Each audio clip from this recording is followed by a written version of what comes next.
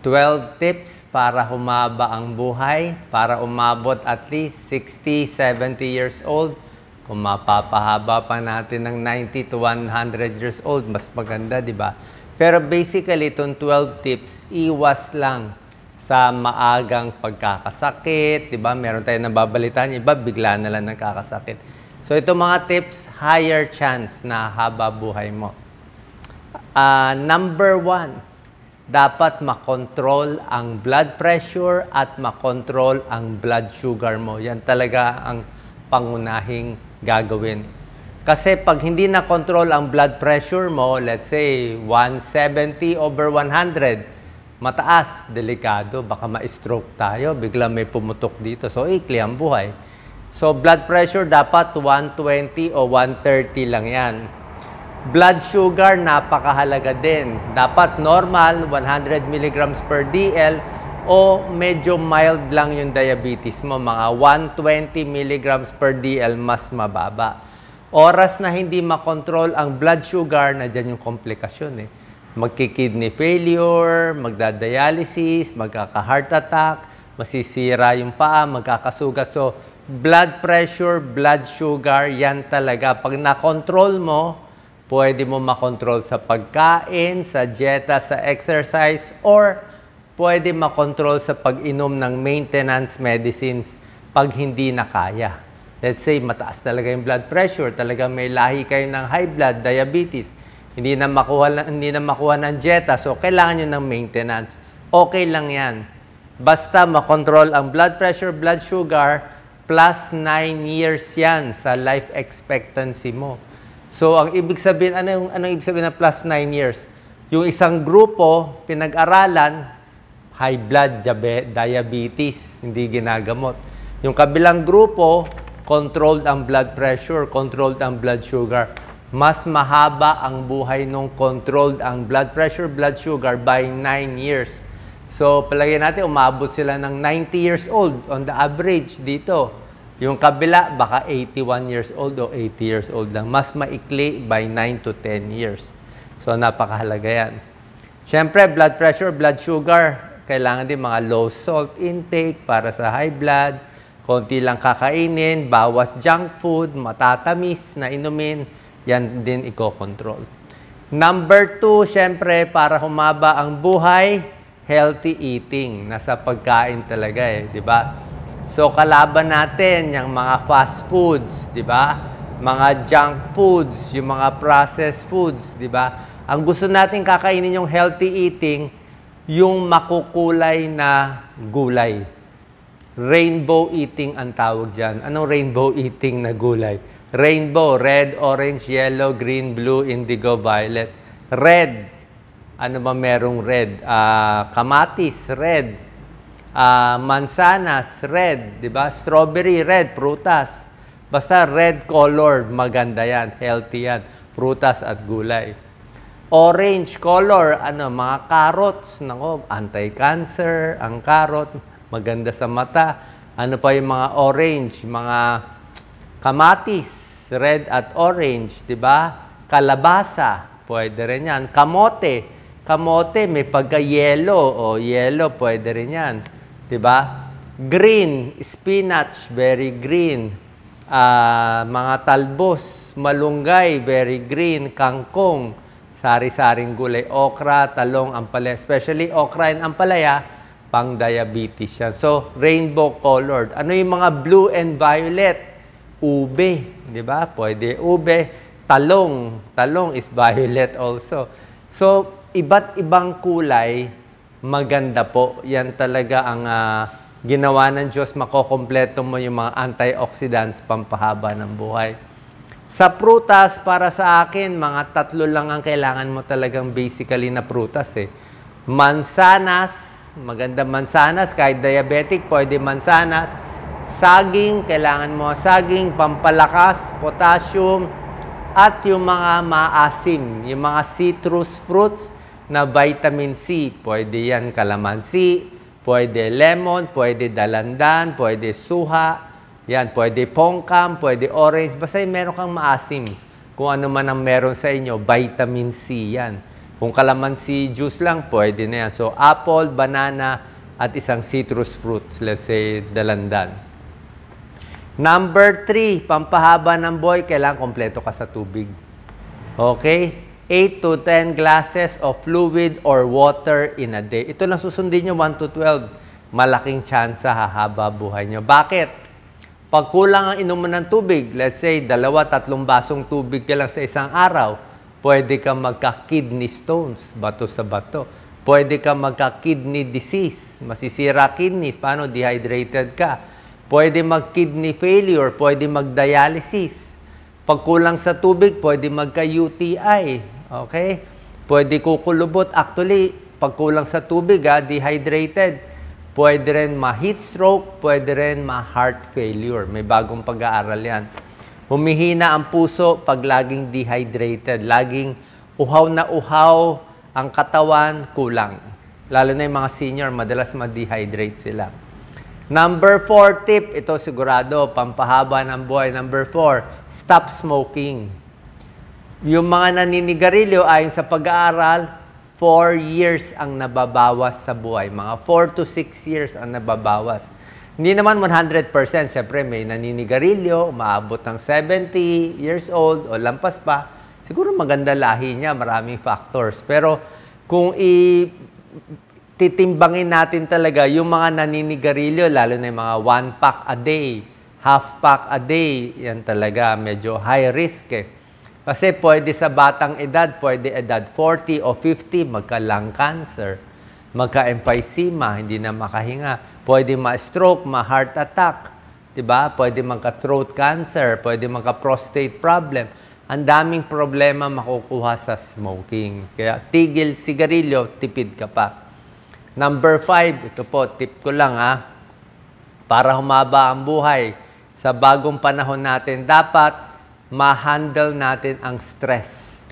Ang mental health dapat maayos. Okay? Bakit ko sinabi to? Kasi ngayon sa social media, sobrang stress ang mga tao. Dapat stress reduction, dapat connected ka sa pamilya mo, kaibigan mo.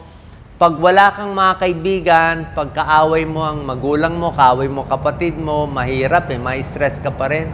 Kahit sabihin mo, masungit siya, ano pa rin yun It takes 2 to tango. Kailangan 2 bago mag-away. Kung yung isa lang nakikipag-away, hindi ka naman nakikipag-away. At least, di ba, magulang mo, kapatid mo, at least cordial, at least kinakausap. Kasi yung mga may galit sa pamilya, kahit papano, stress ka pa rin Di ba? Plus, yung mga, ito pa, sa mental health natin, number 5 to, don't compare yourself to others. Yan ang nakaka-depress, nakakainis. Huwag mo na ikumpara. Kung maganda ang bahay niya, pinapakita niya, hayaan mo na. Kung nakaka-abroad siya lagi, hayaan mo na. Kung masarap yung pagkain niya, bago kotse niya, hayaan mo na. Kung yung anak niya, first honor lagi, hayaan mo na yon. Kasi nga, anyway, pera naman, di naman porke may pera, masaya. Tsaka tandaan mo, yung mga pinopost nila, ay ba't sila nagpo-post ng gano'n, di ba? Yung mga pinopost nila, yun yung mga positive nila na panlabas.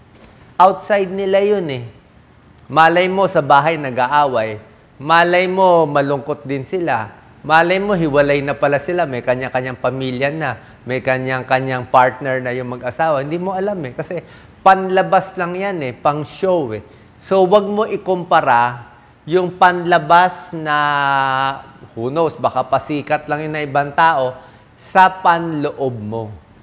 Kung panloob mo, tingin mo, normal ka lang, ordinary lang, okay lang yun. Baka sila ganun din Diba? Ba't kailangan maging showy? Diba? Yung tunay na mayaman, hindi naman nagpapakita ng kahit ano, diba? So, handle stress, mental health, don't compare yourself to others, maging connected pa rin kahit papano sa family and friends. Number 6, avoid risky behavior. Ingat sa mga, minsan may ugaling minsan kung malungkot ka, di ba, kailangan mo ng adrenaline, gusto mo mag-racing ng kotse, gusto mo umalis ng madaling araw, di ba? Gusto mo mag-inom, di ba? Para hindi ka na nag-iisip, basta alis na lang ako, gusto ko Bakit risky? Kasi malungkot ka eh. Hindi mo mapuno yung buhay mo ng kasiyahan, kailangan mo gumawa ng excitement. So risky yun. Baka maaksidente ka, ma-kidnap ka, manakawan ka. Mag-ingat ngayon, maraming kulang sa pera ngayon. Number 7, regular exercise. Napakahalaga. Hindi ko sinasabi mag-gym kayo, kahit yung exercise lang. Lakad lang, kahit 3,000 to 5,000 steps in a day. Kung ano lang malalakad mo, kahit light weights ka lang, pwede na yan. Konting exercise, konting sit-up, konting stretch. Basta gumagalaw ka sa buong araw. Trabahong bahay, maglinis. Diba? Independent ka, magluto mag-isa, maghugas ng plato mag-isa, maglaba mag-isa. Lahat yan, exercise yan. Good for mental health pa yan kasi nga, independent. Yan ang pampahaba ng buhay ng senior. Kaya mo mabuhay mag-isa. Number 8, dapat healthy weight ito. Number 8 out of 12, healthy weight. Huwag magpapataba. Bihirang-bihira yung overweight na mahaba ang buhay. So, meron tayong tips pang diet. Talagang tubig lang, iwas sa matatamis, konti lang kakainin pag tumatanda. Kasi mas payat, mas mahaba ang buhay. Hindi hirap yung katawan. Parang isang truck yan eh. Pag yung isang truck walang karga, konti lang karga, maganda takbo. Pero isang truck, punuin mo ng 10 tonelada yan. So, masisira ang gulong.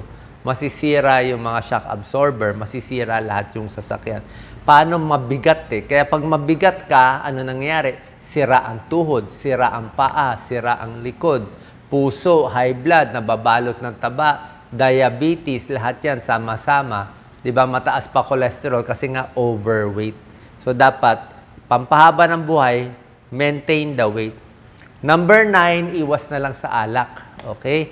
Alak, walang pupuntahan eh. Actually, -3 years, lalo na kung heavy alcoholic, nakakataba alak, nakakataas ng stroke, na pagdugo sa ulo, alak ng alak, liver cirrhosis, liver cancer, masisira atay, pati sa utak, mauulyanin na maaga, dementia, Alzheimer's disease. At sa alak, mapapaaway ka pa at prone to accident. Di ba? Yung maliligo ka, nakainom ka, mahirap yun. Marami ka makakaaway niyan. Number 10, ito, sariling tip ko lang, pampahaba ng buhay. Number 10, do not overwork yourself. Huwag sobra trabaho. Di ba sabihin mo, Doc, anong klaseng payo ba yan? Gusto magtrabaho. Pwede ka magtrabaho, pero yung overwork mo, dapat may tulog ka pa rin ng 7 to 8 hours. Kung makakatulog ka pa rin ng 7 to 8 hours kahit nagtatrabaho ka, okay siguro yon. Pero kung sobra ka na trabaho, hindi ka na makatulog, insomnia na, di ba? Easy lang. Kasi pag overwork, masama din sa mental health. Okay? Alam ko, kailangan kumita ng pera, pero minsan, okay lang mas konting pera, matipid na lang.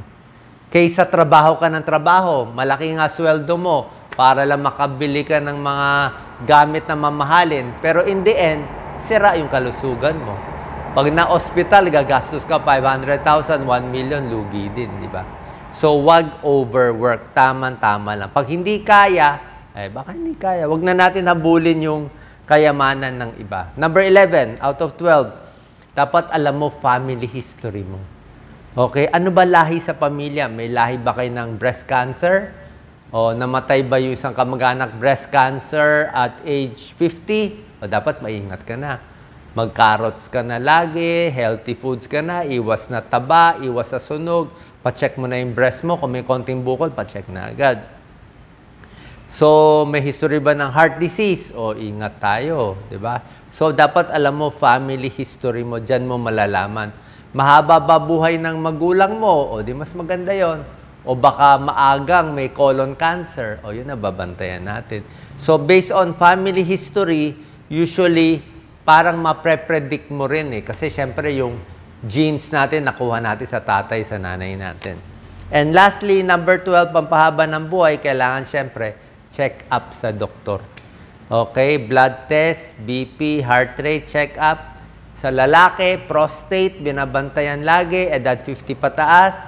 Sa babae, breast cancer, matres, cervical cancer, uterus, Yan ang binabantayan. Okay? Bukod dito, kailangan din eye check-up. Pag malabo ang mata, prone to accident. Delikado yan.